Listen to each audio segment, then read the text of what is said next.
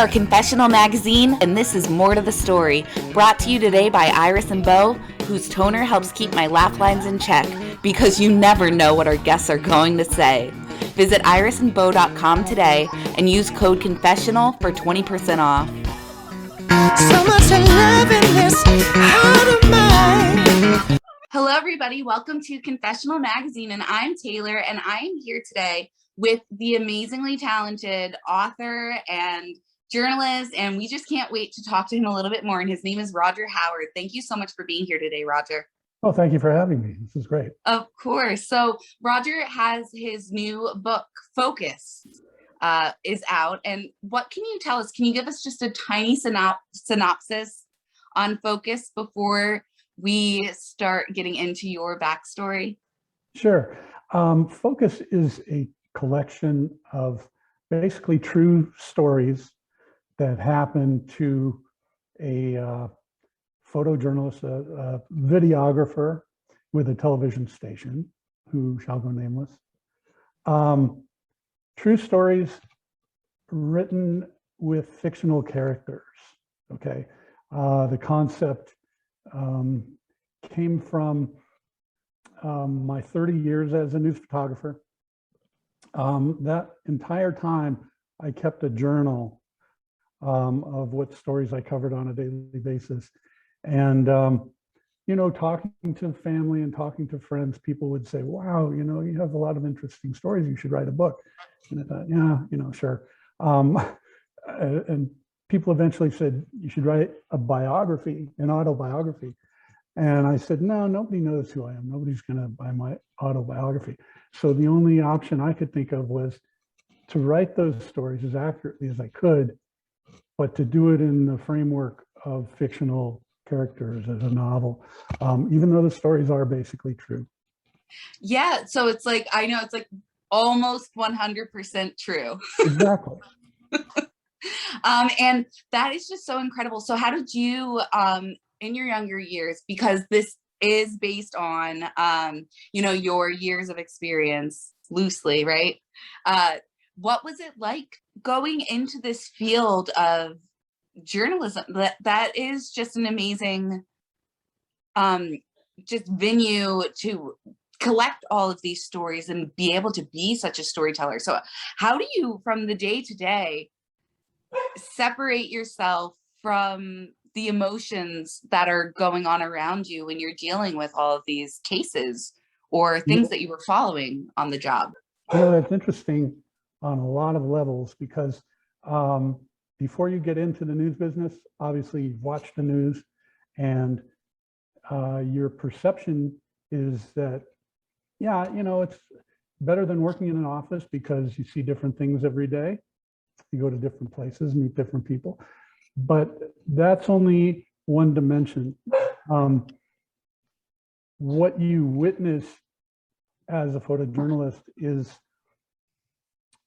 many, many times greater than what goes out on the air.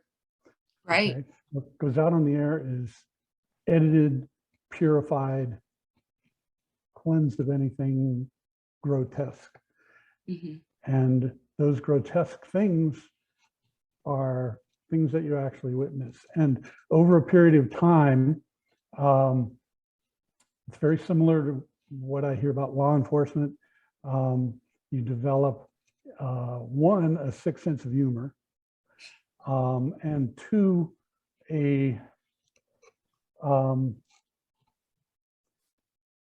lack of humanity to some degree.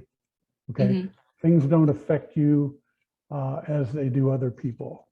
And in my case, you know, if someone would ask, what did you do today? I would have to tone it back. I'd have to, rather than tell them in gruesome detail every aspect of what I'd done that day.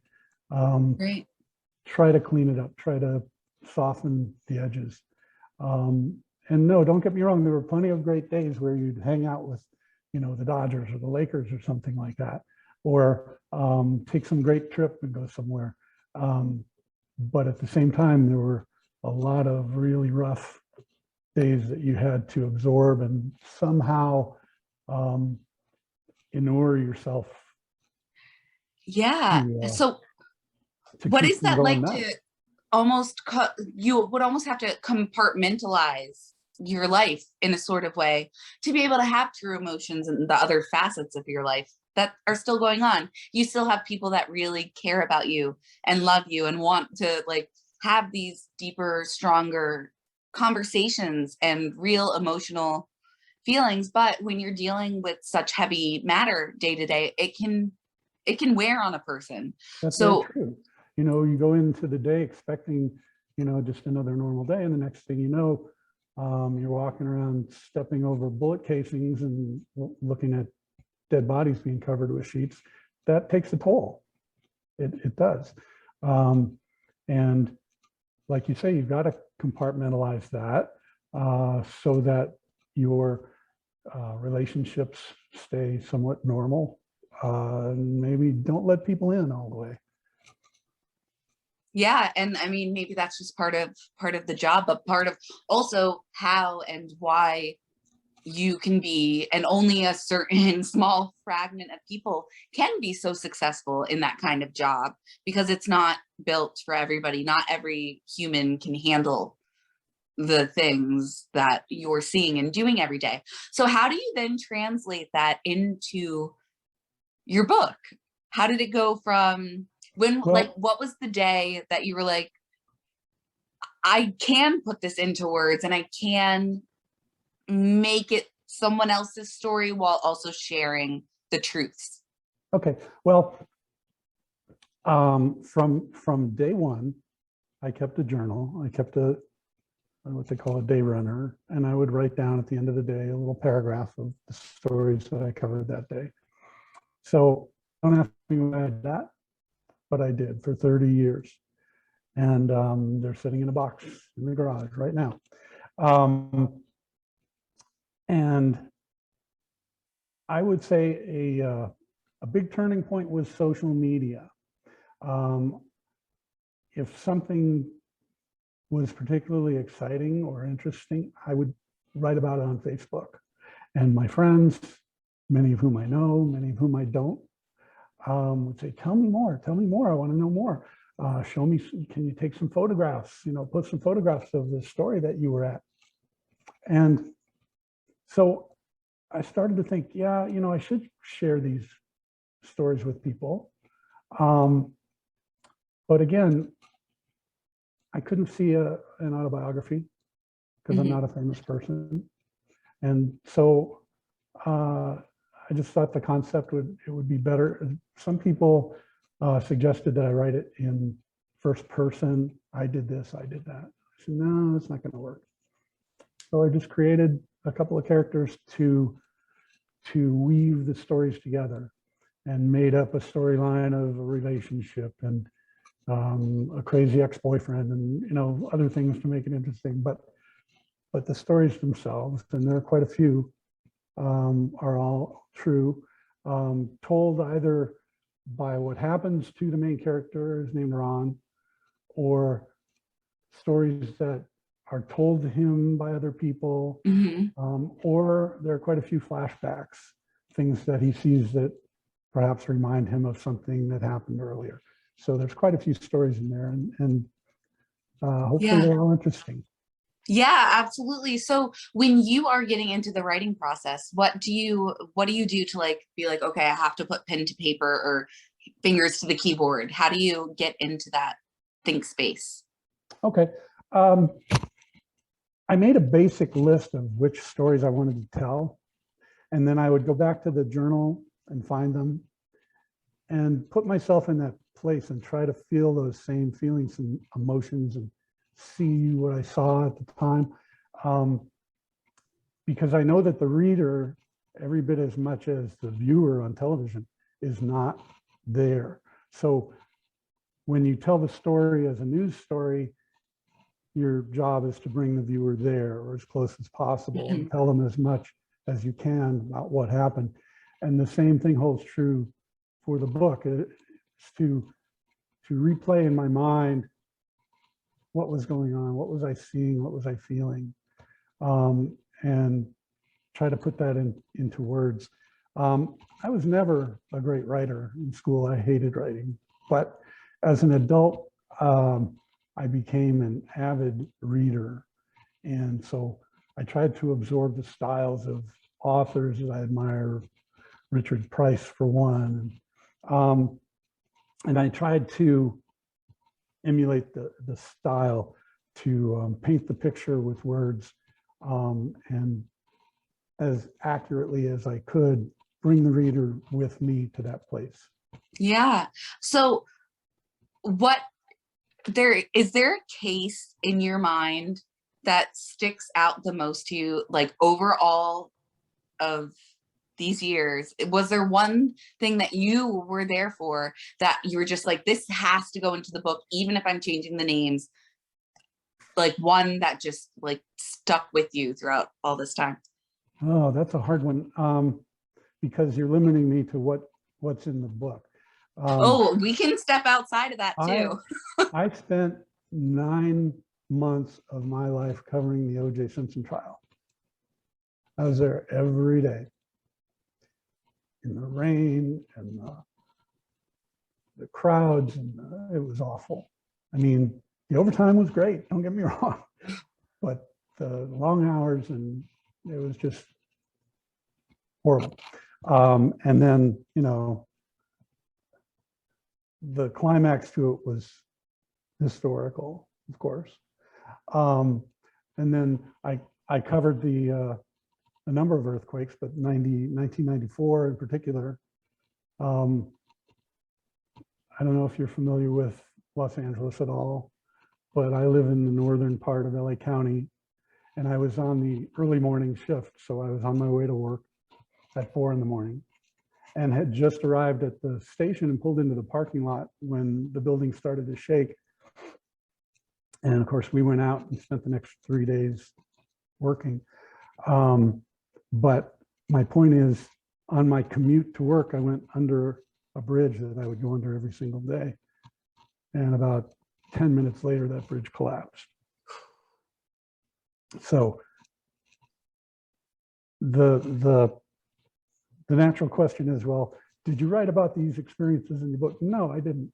I didn't write about the earthquake. I didn't write about the riots, which I spent the majority of that time in the helicopter over the city on fire. And I didn't write about the earthquake. I didn't write about OJ, because so much has been written about those.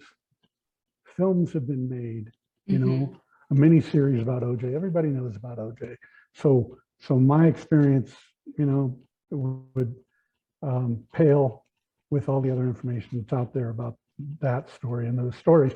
So I pretty much stayed with stories that had a more of a local angle, but at the same time affected my worldview. Absolutely. And so you're able to then, because you're so connected to these cases, and then you're also sharing them through this book. So I just can't wait for your audience to be able to just dive into your writing, because not many people have, I mean, I don't know what the numbers are, but I don't know how many, you know, photojournalists or journalists in general have then gone on to do what you're doing and turning this into like another story that we can follow like loosely with you. And I'm very excited for people to get their hands on this book and just see that there's so much more to being in that role of the news. I think it gets overlooked a lot. Like, you see the main newscaster, you see the weatherman, but you're not seeing the person that's in the trenches of these, you know, catastrophic events or minuscule events. You're not seeing the day to day. So it's very interesting and intriguing to be able to kind of get that behind the scenes glimpse into that side of everything. So thank you so much for sharing your story. And how can people find fOCUS? Well, right here, I have a copy. It's available on Amazon and barnesandnoble.com. And I've been asking about when the paperback will be coming out hopefully soon. Right now, it's just in hardcover, but yeah, it's out there, and you can find it. Amazing. So it's Rodger Howard, and his book is fOCUS, and he's just got a great story and a literal, figuratively, everything kind of story. His own story is amazing, but the stories that he's put into this book are just something that we all just need to check out, to dive into, and it really makes you like see that there are so many different levels of humanity all intertwining, and everything you do is connected to another piece of the puzzle. Yeah, and my advice to people is no matter what you do, I mean, I was a news photographer. Yeah, it's a great job, it's pretty exciting. But no matter what you do, people have stories. When you go to a party, people always have something to talk about, something interesting that happened to them, someone they met. Write it down. And then at some point, maybe write it into a novel, a story. You know, everybody's got life adventures that are unique to them. And sometimes those stories become interesting to other people. And Absolutely. so you have something to work with if you've kept notes along the way. Absolutely. So just start taking notes, people. Start writing things down. You see a weird guy behind you at the grocery store? Absolutely. Write it down. It could be a great character piece. And really, there's always more to the story. So thank you so much, Rodger, for joining me today and just chatting a little bit about your book. And everybody check out fOCUS on Amazon, and just Google Rodger Howard, Rodger. Rodger.